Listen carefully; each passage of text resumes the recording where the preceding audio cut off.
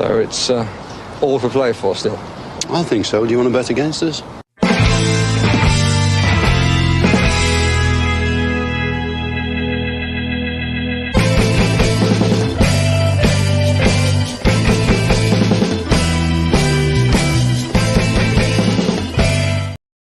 So it's all to play for still. I think so. Do you want to bet against us?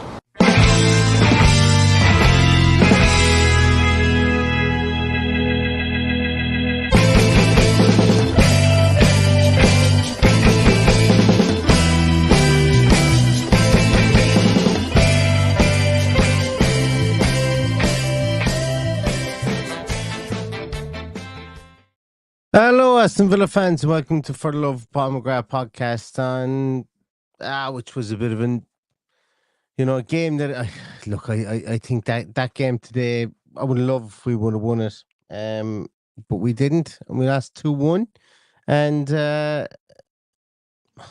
be honest with you, I don't think we can have any qualms about it. I'm going to be really honest. Going to come straight out with it at the start. I missed a good 15, maybe 20 minutes of that game tonight because of the technical difficulties that were consistently showing up with Sky Sports. Now, it was earlier in the game. I saw Eze's goal and I saw Duran's goal, and then I missed maybe about 15 minutes, I'd say, maybe, of the game then, because the just bloody stopped working on Sky. And I know a lot of other people had some similar issues, and that, if not exactly the same issues, but I'm kind of disappointed I did, because it seemed like the first half might have been the better of the two halves.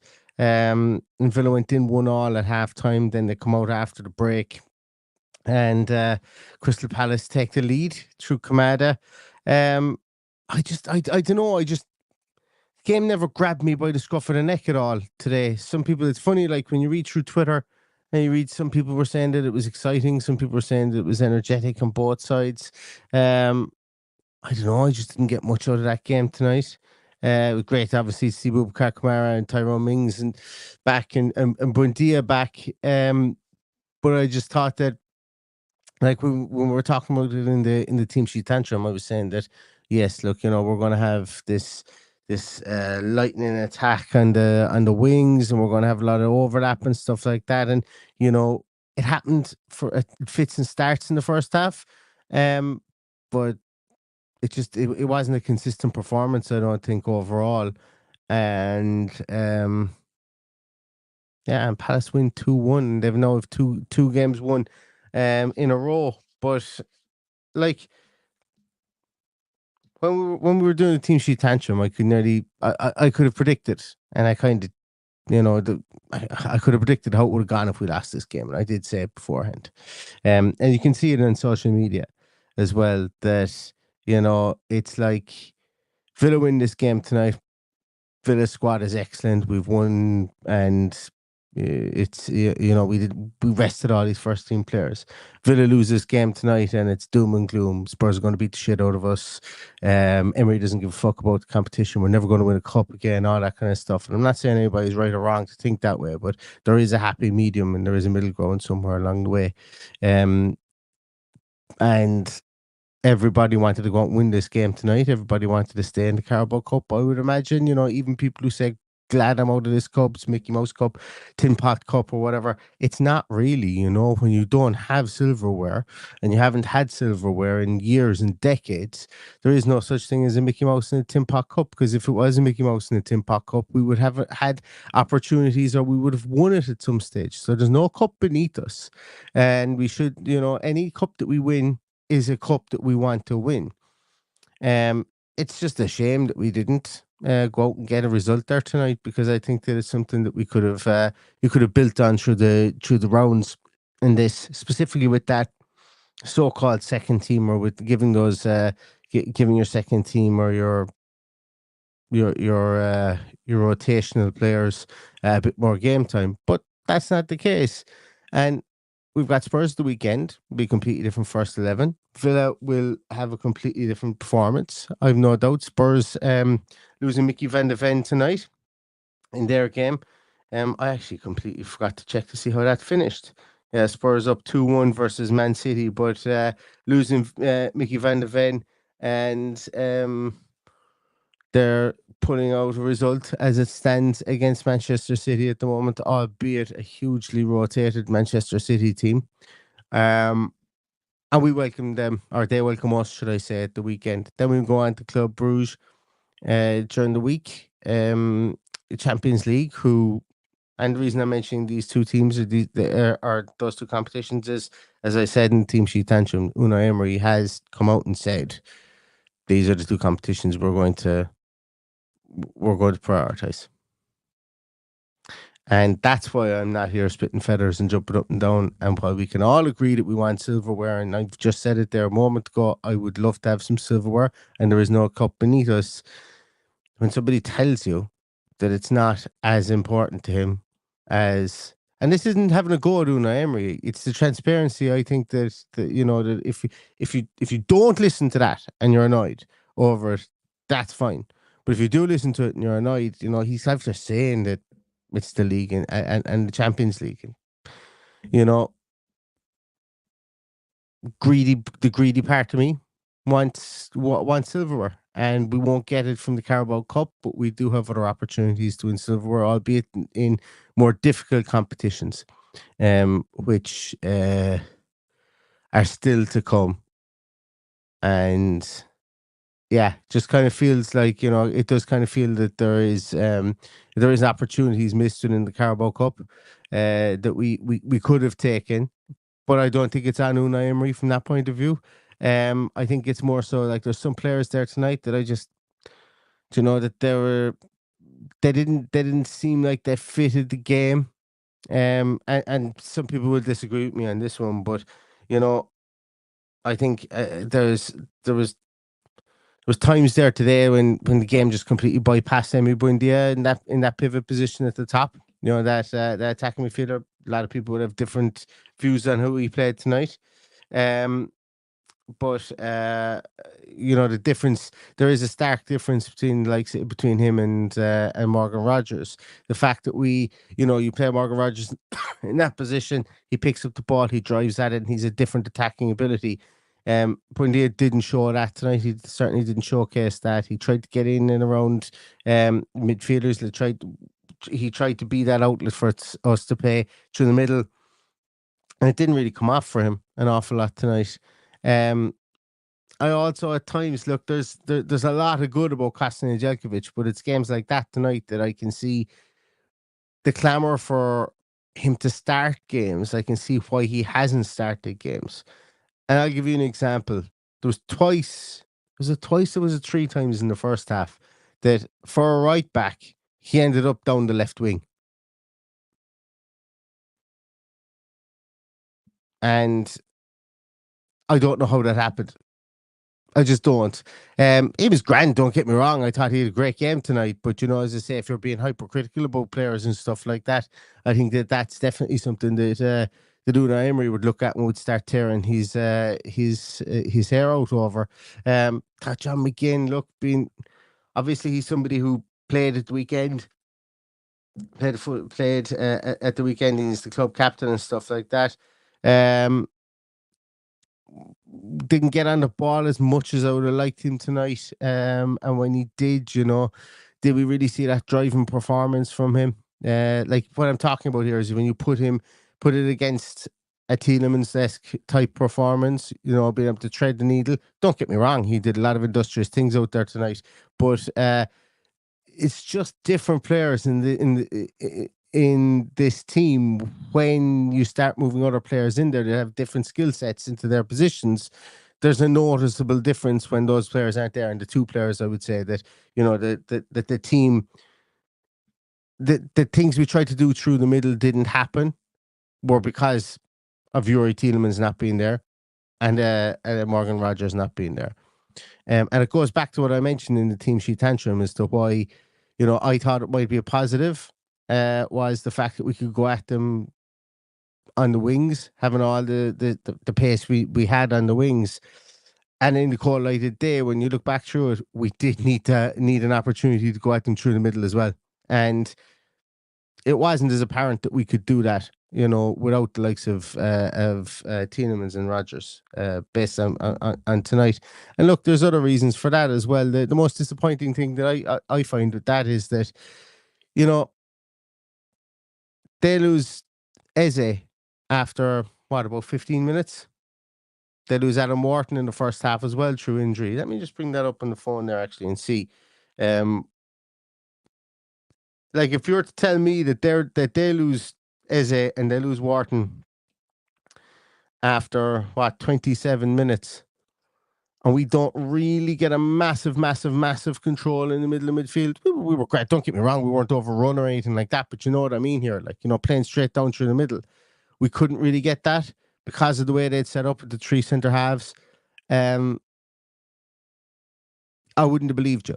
I wouldn't have believed that we wouldn't have been able to get the ball taken over down through the middle as much as I thought we would be once those two players went off. But look, that's the way certain things work, Crystal Palace are no mugs. As I said before, Oliver Glasner, a lot of people were blowing hot smoke in the direction of trying to change managers for Crystal Palace. I said, look, they're going to come good. They're going to start hitting form. They obviously beat Spurs at the weekend. They've beaten us now, and they're a very good team.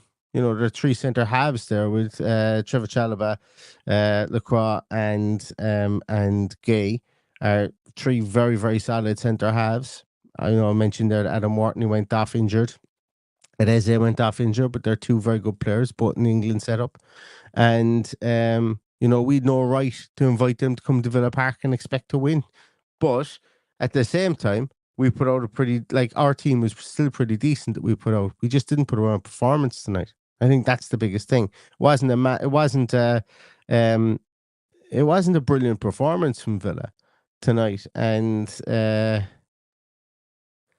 that's really like you can overanalyze this stuff. You can really overanalyze it as much as you want, but when we couldn't play into the dangerous areas like we do when we've got the likes of Tielemans and Rodgers there, Unai Emery saw fit not to play them because we've got 4 games coming up in the space of the next 7 days, and the players that he brought in were let's call it former Argentinian international, maybe future Argentinian international again in Emi Buendia.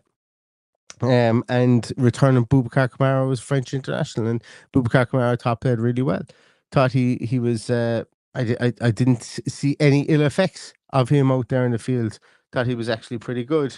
And a big round of applause needs to go to him because he was very. Whenever he got the ball, he kept it moving well, and there was a couple of instances of play as well when he got up to the edge of their box, and we pressed them high in the first half, specifically when we were attacking them, so that when they were trying to get the ball out of defence, they had to go long, and if they tried to play on the ground, a big part of it was that Boubacar Kamara was getting in the way of stuff. And the one instance springs to mind that a ball broke at the edge of their area, and one of their players tried to take it down to try and pass it out, and Kamara just got in the way, and then it went out to Maatsen. No, I think Maatsen ended up playing a bad pass out towards Duran, who had peeled out to the left-hand side, and they did get a breakaway, but it was just Kamara just kept on working his way across the box and getting in the way and stopping those passing lanes. And that was really good to see from him. So it wasn't all doom and gloom tonight. We just, from an attacking point of view, I felt that we were limited in how we could attack. And that was kind of the most disappointing part for me. So I've spoken for 13 and a half minutes there, but let me come. I'm just going to cherry pick some of the comments here just so that we can see how you guys are feeling. Michael O'Brien says Buendia started really well in my opinion, but he faded later on in the game. Yeah, and I think he was a Caden Young came on for him, I think, which was nice to see as well. Dave says massive middle finger to the fans paying 45 quid a ticket tonight, playing round the back in 4 minutes of injury time sums this up. Can see a very hard week. Then we are playing. Okay. And Damien is saying we're just gonna have to win the Champions League. That's the only medicine that we can take now is that we're going to go away and win the Champions League. That's absolutely it. And so does Chad. Chad says that let's go win the Champions League. Tilly Tim says Jaden was really poor tonight. Can't be the player and easily knocked off the ball. Yeah, I thought that Philly Jean playing on the left hand side. I was looking forward to seeing that. He never got going really, and I would have liked to see more of the overlap between himself and Matson. But I felt at times as well. Sometimes they were kind of getting in each other's way as well when we were trying to get forward. So it's funny, like the 2 game stretch of Bayern Munich and Manchester United, Jaden Philogene was really good, and tonight he wasn't great. I think it's fair enough to say he wasn't really poor or anything like that. But you mentioned earlier he was really poor. I just thought that he wasn't as good on that left hand side as he was in the right in those other 2 games. But he's a young player. He's playing in. He's coming in and out of this team, and he's had a few injury issues, that he's had to overcome, and he's not been able to get a full run when things have been going well for him. So, but I still would have expected, I suppose, a small bit more from him, specifically in end product tonight. There was one instance, we won a corner, all right, but he was played in, I think, by Duran, and he almost got gun shy. He could have crossed the ball a bit earlier, but he took it to the byline, and he had to settle for which is was smart in itself. He had to just kick it off the Crystal Palace player to get a corner, but he didn't back himself to be able to whip the cross in first time as it broke through to him. Now it was going at pace, don't get me wrong. Like, he would have had to really wrap his left foot around it, but he took it to the end line and just kind of got the corner out of it. But and I just wonder if he, I suppose, built on that Bayern Munich performance and that Manchester United performance and not had niggles and stuff like this here and there, would he have been able to wrap his left foot around that and get it into the box? But just one instance that just comes to mind, I suppose, with him tonight. But yeah. Rachel says it boils down to the fans want the trophy and the club doesn't. No, the club does want the trophy, Rachel. I think the club does want the trophy, but also the club, like the problem here, I suppose, is that we have to. It's like it's 100% PSR. Like you go away, you win the League Cup.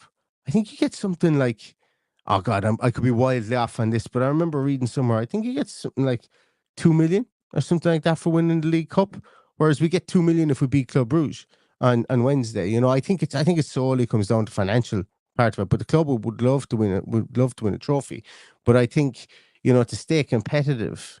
And this is what Unai more or less said: to stay competitive, the league and the Champions League are where we want to be. But I would love to win a trophy, and you would love to win a trophy. I think Unai Emery would love to win a trophy too. And you know what? I think he expected to go out and win this game tonight with the team that he had, and that's not arrogance, because the players that we had there. Ian Matson, again, £30 million player. Joe Gauchi, like, okay, he's somebody who he's Australian international. What they cost, 2 million. Diego Carlos, Tyrone Mings, Nedeljkovic. A lot of people have been clamoring for him. So while it wasn't our first team, I don't think it showed a lack of respect, I think, to the competition, or it didn't show a lack of respect to Crystal Palace. But I would have loved to stay in this competition and to go and win that cup as well. And as you said there, eventually we'll get there, but not right now. Yeah, absolutely. Eventually we will get there, but just not right now.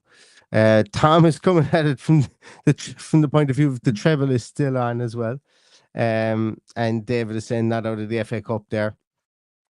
Karen McClatchy says Cash is surely done now. Our best player was Nedeljkovic. I would be very surprised, Carol.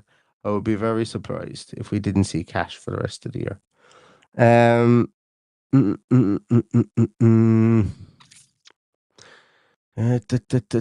Raphael says we're not making it past the third round of the FA Cup. Without knowing who we draw, I think that's a big call. Without knowing who we draw just yet. A lot of people talking about the ref. I'm just going for anybody who's listening to this and the audio afterwards. I'm shrugging my shoulders.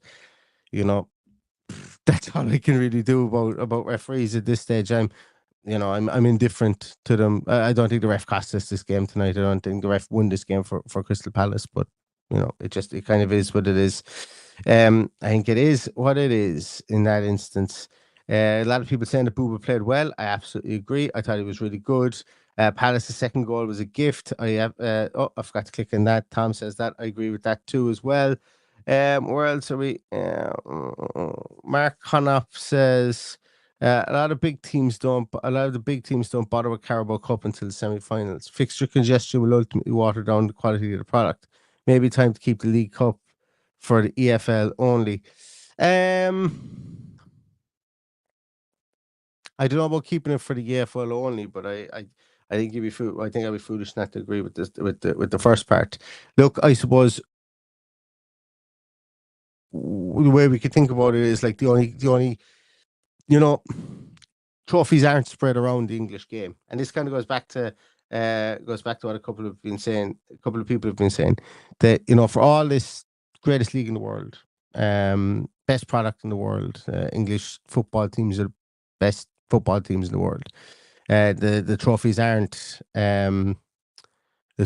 aren't spread around within the Premier League. And you'd think if it was the best team in the league best league in the world, they would be spread around. But they're not. And there's no team that I suppose that confirms that more than Spurs. Spurs only silverware really in the last, I don't know, I even Googled it, I don't know, was it 40 years, has been League Cups, as has Aston Villa's. Two teams that are big clubs, very big clubs, big following, traditionally big clubs within the league. And over the last 40 odd years, the only thing that both clubs have to show are a couple of League Cups. That's not a negative on the two clubs, but it just goes to show that the trophies aren't spread around equally. And then, you do have the outlier teams like, that will win FA Cups and League Cups like Birmingham and so on over the years. A lot of names, like obviously Leicester winning the league. You do have those upsets, but in the main, they're not really shared around. Trophies aren't shared around. And that's why I'm kind of flip-flopping between the whole Unai told us that he told us that it was going to be league and Champions League, and then also the point of I wish we were still in this cup as well. So you can hold those two thoughts in your mind, and that's what I'm doing at the moment. Is I would love some silverware, but if you stand back and you take a 1,000,000-mile view at this, the club will be better served by progressing to the. And look, this is just the money side of football, I suppose. The club is way better from a financial point of view served by finishing fourth in the league, or fifth, depending on how coefficient FC happens, and getting to, let's say, quarterfinals of the Champions League, semi-finals would be absolutely amazing. But you know what I mean? From the amount of money that it brings in and the coefficient that it brings us, so the next time we're in Europe, so we can look at winning the League Cup, which we should always look at as fans, and we should want silverware as fans. But with a lot of football being played on a spreadsheet at the moment, specifically when it comes to the months of June and July, it's been played in a spreadsheet. We're not out of PSR difficulty yet. We do have some work to do this year. And the longer we stay in the Champions League and the more money we can win in the Champions League and from our league placing, the less trading and messing we're going to have to do with selling players from our first team in June. It's a horrible side of football. You know how we feel about it here. You absolutely should know if you watch this podcast. And it is very difficult to separate the emotion of winning a cup from the reality of the fact that the abacus and the calculator is as powerful as the tactics board and the and the set piece coach when you are running a football team at the moment. And I don't know how I got on to talk about this. Can't remember what comment I just I highlighted to talk about this, but that's the reality of it. You know, from a long term future planning of the club of keeping this team competitive. Initially you're going to have to go for the league, and you're going to have to go to Champions League, and that I remember what I was mentioning this for was because and that's why certain teams, I suppose, like the Spurs and that, they've been happy to finish fourth, they've been happy to finish third, they've been happy to have runs in the Champions League, because it builds up their coefficient, builds up their global reach, their global pull, I suppose, really, because they're more highlighted competitions, and it gets the money flowing through the coffers. It's the shit side of football, but it's the reality of football in 2024. And I'll reiterate again, I would love to see us lift the League Cup. I would love to see us lift the League Cup. But it isn't to be. And Crystal Palace have beaten us tonight. And as Asgerm says here as well, Glasner is no mug. European League winning manager. Oh, 100%. I was saying it before the game as well there. You know, that it was absolute madness. People who very same pundits who lauded him when they were giving us a thrashing on the last day of the season were looking for David Moyes to take over. And you can't have this knee jerk pull up the handbrake when the car is driving 120 miles an hour reaction to something like that, just because the start of the season doesn't start off very well. Palace have a lot of football to play yet. Their initial games were not indicative of the team that they are. And yes, while they didn't go out and blow the doors off us tonight, they were. I thought that both their goals were very soft for us to concede. Glasner is no mug, as you say. Like, he's won a European Europa League with Eintracht Frankfurt. And if Palace had gotten rid of him, oh my God, I might have had to ring into Talksport or something like that to give Simon Jordan a piece of my mind, considering he probably would have backed it the way that he seems to do an awful lot of stuff with Palace anyway. But there is no flies on Glasner, and he's a really, really good coach, and you know, he's going to get more results out of this team, out of his Palace team over the course of the year. I'm beginning to ramble a bit now because I'm here for 27 minutes, and I must say I am really, really tired. But where are we? Yeah, there's a lot of discussion here about Nedeljkovic and Cash. I will leave those discussions to the comments, because it seems to be very polarized in a lot of those discussions. I've kind of had my say on where I think both of them are currently at the moment, which is fine. Where are we?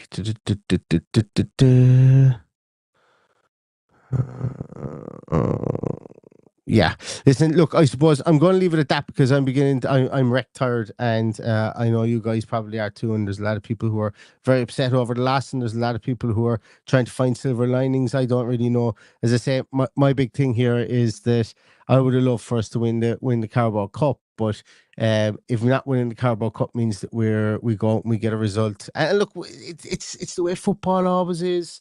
You know, we beat Spurs at the weekend, we beat Club Brugge, and then we go down with a battling 1-0 loss to Liverpool the weekend after. Hey, Unai Emery will get pats in the back all over the place. We'll still be top of the league in the Champions League. We'll more than likely still be in fourth place in the league, and then we'll be going off into an international break. But if Unai Emery loses to Spurs, loses to Club Brugge, and gets tanked 6-0 against Liverpool, people will look back at this and go, well, why the hell didn't you play your first team in the League Cup when you had an opportunity to go win silverware?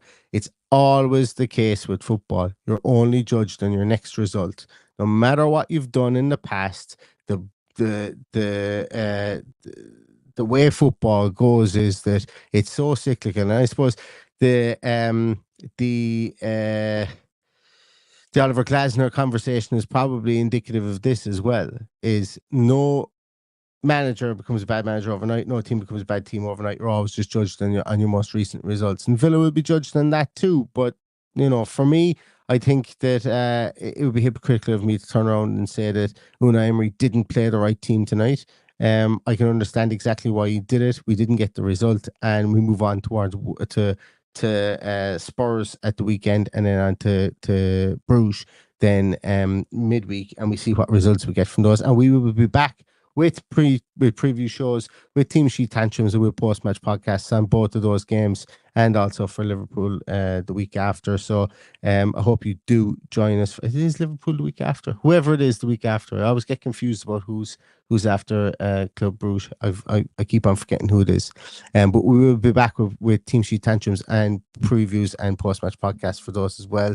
Thanks a million for everyone for popping in here. I know I did an awful lot of rambling. It's difficult sometimes to chat all on your own with regards to this. Thanks a million to everybody for your comments. Yeah, look, wasn't to be out of a cup again, and it's all too familiar for Aston Villa fans, but we have games in the horizon, and Unai Emery will have plans for those, namely against Spurs and into the Champions League as well. So come join us again. In the meantime, everybody, stay safe, stay healthy, and all that's left to say is up the Villa.